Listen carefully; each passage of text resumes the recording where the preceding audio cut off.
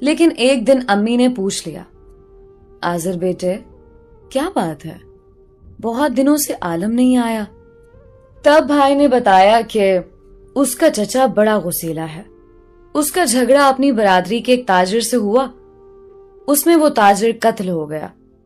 اس کے بیٹوں نے عالم کے چچا پر دعویٰ کیا ہے، جس کی وجہ سے سارا خاندان پریشان ہے۔ اس پریشانی کے سبب عالم اپنے گاؤں گیا ہوا ہے اور ابھی تک نہیں لوٹا۔ کچھ دن بعد عالم آ گیا۔ اس نے بتایا کہ چچا کو عافیت مل گئی ہے اور والد نے کچھ زمین دے کر تاجر کے ورثہ کو تاوان ادا کر دیا ہے۔ کبھی امید ہے کہ راضی نامہ ہو جائے گا، لیکن اس کا چچا ٹھیک آدمی نہ تھا۔ گاؤں کے سبھی لوگ اسے ناخوش تھے، جبکہ مقتول تاجر بھی کوئی غیر نہ تھا، وہ عالم کے چچا اور والد کا چچا زاد تھا، جس کی زمین وہ ہڑپ کرنا چاہتا تھا۔ بہرحال راضی نامہ تو نہ ہوا، مگر کسی طرح اس کے چچا جان کی جان بخشی ہو گئی۔ یہ دشمنی ابھی چل رہی تھی کہ عالم کی فیملی ایک اور دشمنی کی لپیٹ میں آ گئی۔ اس کے تایا کا بیٹا راحت اپنے دادا کے بھانجے شفیع خان کے ساتھ پانی کے مسئلے پر جھگڑ پڑا۔ دونوں نے ایک دوسرے پر گولیاں چلا دیں۔ شفیع کے 2 بھتیجے زخمی ہو گئے، ان کے پاؤں میں گولیاں لگیں جو بعد میں ٹھیک ہو گئے، لیکن ایک معمولی لنگڑا ہو گیا۔ اس پر تھانے میں رپورٹ درج کرا دی کہ شفیع خان نے ہماری دکانوں کو نقصان پہنچایا ہے۔ یوں عالم کے خاندان کی اپنے قبیلے کے ایک دوسرے گھرانے سے بھی دشمنی چل پڑی۔ ان دنوں وہ بڑا پریشان تھا۔ اس نے میرے بھائی سے کہا کہ شاید میں کافی دن تک نہ آ سکوں، کالج بھی چھوڑنا پڑے گا۔ دیکھو اس دشمنی کا کیا انجام ہوتا ہے۔ آذر بھائی نے اسے تسلی دی کہ کیوں مایوس ہوتے ہو؟ وہ بولا، آذر، تعلیم کی خاطر میں بچپن سے جھگڑے پسند نہیں کرتا۔ اس جھگڑے اور لڑائی میں میرے تایا اور بابا جان بھی موجود نہیں تھے۔ اس کے باوجود شفیع نے ہم پر دعویٰ کر دیا ہے۔ ستم یہ ہے کہ ہمارے جتنے رشتہ دار گاؤں میں ہیں وہ سب ان کی طرف ہیں اور ہمارے دشمن بن گئے ہیں۔ گاؤں کے بیچوں بیچ ہمارا گھر ہے، اب ہمیں اپنا گاؤں بھی چھوڑنا پڑے گا۔ کچھ دنوں کے بعد عالم کا خط آ گیا، لکھا تھا کہ ہم دوسرے گاؤں چلے گئے ہیں۔ اس گاؤں کے آس پاس میرے 4 ماموں اور 4 خالائیں رہتی ہیں۔ دیکھیے یہ پریشانی کب تک رہے۔ اگلے ماہ پھر عالم کا خط آیا، لکھا تھا، پیارے دوست آذر، ان دنوں ہم بہت پریشان ہیں، لہٰذا تم سے ملنے سے قاصر ہوں، کیونکہ ہماری ضمانتیں نامنظور ہو گئی ہیں۔ بابا، تایا اور تایا زاد بھائی تو سینٹرل جیل چلے گئے ہیں۔ میں اور ایک تایا زاد بھائی مفرور ہیں۔ ثنا اپنے سسرال اور میں ماموں کے پاس چھپا ہوا ہوں۔ ایک ماموں کے پاس چند دن رہتا ہوں اور پھر دوسرے کے پاس چلا جاتا ہوں۔ اس بار تو امتحان بھی نہیں دے سکوں گا۔ آپ ہی سوچیں کیا بنے گا ہمارے مستقبل کا۔ بھائی آذر خط پڑھ کر میز پر رکھ دیا کرتے تھے۔ جب وہ کالج جاتے میں عالم کا خط کھول کر پڑھ لیا کرتی تو مجھے دکھ ہوتا۔ اب مجھے عالم کی بات سمجھ میں آ رہی تھی کہ وہ کیوں کہتا تھا کہ ہماری تمہاری شادی نہیں ہو سکتی، یہ ناممکن ہے۔ واقعی جیسے اس کے حالات خاندانی دشمنی کی وجہ سے تھے، اس میں تو یہ ناممکن ہی تھا کہ کوئی لڑکی اس کی دلہن بن کر خوش رہتی۔ عالم کے خطوط سے حالات پتہ چلتے رہتے تھے۔ اس کی ماں اور 2 بہنیں، تائی اور تائی کی بیٹیاں سبھی در بدر ہو گئے تھے۔ دشمنی کے سبب وہ اپنے گاؤں، اپنے گھر بار بیچ کر رشتہ داروں کے ہاں پناہ لینے پر مجبور تھے۔ یوں ہی 2 سال گزر گئے۔ اس کے ماموں اور خالائیں ان سے تنگ آ چکے تھے۔ وہ اب عالم اور اس کے بھائیوں کو پناہ دینے پر تیار نہ تھے۔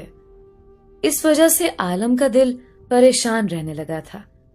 उसने ये खत तफसील से लिखा था और जवाबी खत के लिए पता भी लिख दिया था। भाई ने आलम को खत लिखा कि तुम मेरे पास आ जाओ, अल्लाह मालिक है, देखा जाएगा। अगर तुम्हारी वजह से कोई मेरा दुश्मन बनता है तो बन जाए। मगर आलम ना आया। उसका ख्याल था कि शहर में जानने वालों में से अगर किसी ने पुलिस को इशारा भी कर दिया तो वो पकड़ा जाएगा। 1 माह बाद उसने खत लिखा कि अभी तक वो अपने दोस्त साबिर के पास है और उसे इस बात का कलक है कि उसकी माँ 2 बार अपने भाई के घर मिलने को आई, मगर मामू ने उसे बताया कि आलम उधर से चला गया है। तभी बेटे की जुदाई के सदमे से वो ज़हनी तवाज़ुन खो बैठी है। वो घर से निकल जाती है, लोगों को पत्थर मारती है और लोगों के पत्थर खाती है। वो शायद ये समझती है कि मैं इस दुनिया में नहीं रहा हूं। मेरे जैसी कामत के किसी नौजवान को देखती है तो उसके पीछे भागती है, हत्ता कि उसके घर में दाखिल हो जाती हैं। छोटे भाई ने माँ को मेंटल हॉस्पिटल में दाखिल करा दिया है। इधर मामू की बीवी करंट लगने की वजह से फौत हो गई हैं। मामू का घर भी वीरान हो गया है और उनके 6 बच्चे माँ से महरूम हो गए हैं। ये खत पढ़कर मैं हैरत में डूब गई कि या अल्लाह, ये कैसी परेशानियां हैं जो उस बेचारे को घेरे हुए हैं। खुदा की कुदरत। उसके बाद वाला उसका खत खुशी से भरा हुआ था। लिखा था, मुबारक हो मेरे दोस्त कि वालिद साहब, ताया और तायाजाद भाई रिहा हो गए हैं और मेरे छोटे भाई ने किराए का मकान ढूंढ लिया है। अम्मी की तबीयत भी काफी संभल गई है। अब मैं पिंडी जा रहा हूं, वहां जाकर नया पता लिखूंगा। 15 रोज बाद आलम का खत पिंडी से आ गया कि हम सब घर वाले पिंडी आ गए हैं। यहां मैं किसी को अपना असल नाम नहीं बताता। एक फैक्ट्री में काम शुरू कर दिया है। छोटा भाई भी मुलाजमत कर रहा है। वालिद साहब किरियाना की दुकान डाल रहे हैं। अगरचे अपना गांव छोड़ने का रंज है, लेकिन जब हालात दुरुस्त हो जाएंगे तो वहां चले जाएंगे, क्योंकि अब हमारे अच्छे दिन आने वाले हैं। अच्छे दिनों ने मगर वफा न की। आलम के ताया को रिहा हुए 6 माह भी ना गुजरे थे कि शफी ने उसको गोली मार दी। आलम का छोटा भाई और वालिद भी बंदूकों की जद में आकर जख्मी हो गए। सुलह के लिए उन लोगों ने जिरगे भेजे, लेकिन उन्होंने फिर भी गलत कदम उठाया। फिर शफी की तरफ से राजीनामे की पेशकश हुई। आलम का खत आया। मैं फिर राजीनामे के लिए जा रहा हूं ताकि इस खून खराबे के बाप को बंद किया जा सके। 6 साल से मफरूर की जिंदगी गुजार रहा हूं। ये भी कोई जीना है। इसीलिए ताया और बाप के कातलों से फिर भी राजीनामा चाहता हूं ताकि मफरूरी की जिंदगी खत्म हो। तो मैं बेखौफ होकर आपसे मिलूं। पढ़ाई के छूट जाने का बहुत अफसोस है। मैं बहुत पीछे रह गया हूं। इरादा है कि दोबारा पढ़ाई शुरू करके इम्तिहान दूं। मैं अल्लाह ताला का मशकूर हूं कि अब मेरा कड़ा इम्तिहान खत्म होने वाला है। ये आखिरी खत आलम का भाई के पास आया था। खत में पिंडी का पता लिखा था, इसलिए मैं, अम्मी और भाई आलम के घर पेशावर से पिंडी गए। उसकी माँ और बहनों से मिले। वो सीधी सादी प्यार करने वाली औरतें थीं। तवील अरसे तक ये खानदान बिखर रहने के बाद इकट्ठा हुआ था और उनको सुकून मुयस्सर आया था। फिर भी आलम की वालिदा के चेहरे पर गुजरे हुए कठिन वक्त के आसार नुमाया नजर आ रहे थे। उस रोज चंद लम्हों के लिए आलम को अकेले में मुझसे बात करने का मौका मिला तो उसने पहला सवाल यही किया, क्या अब आपको मेरी बात समझ में आ गई या आप अभी तक मुझसे नाराज हैं? मैं आपसे नाराज नहीं हूं। वाकई आप लोगों की जिंदगी बड़ी कठिन है। میں نے جان لیا ہے. تو پھر کیا ارادہ ہے؟ میری دلہن بنو گی؟ اپنی امی سے بات کروں؟ ہرگز نہیں عالم. میں اتنی آزمائشوں کی متحمل نہیں ہو سکتی. میں اس کو یہی جواب دینے والی تھی مگر نہ دے سکی کیونکہ اسی وقت اس کی امی اور والدہ وہاں آ گئیں اور الفاظ میرے لبوں تک آ کر رہ گئے.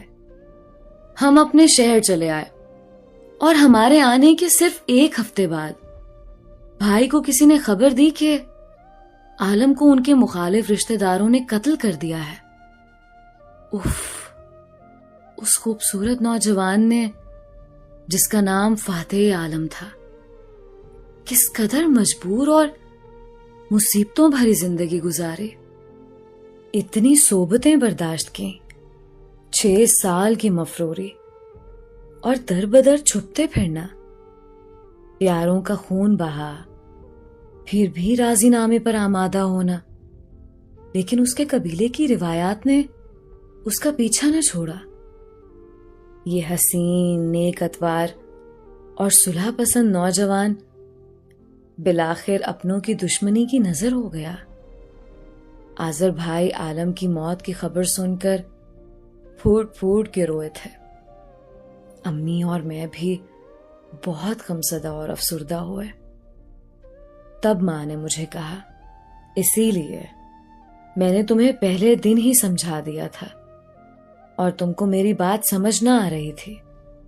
اب آ گئی ہے نا سمجھ؟ ہاں ماں، بہت اچھی طرح، میں نے جواب دیا. لیکن ان کو یہ باور نہ کروا سکی کہ پیار کی کوئی حدود نہیں ہوتی اور یہ کہ عالم کے قتل ہو جانے کی خبر سن کر میں جیتے جی مر گئی ہوں.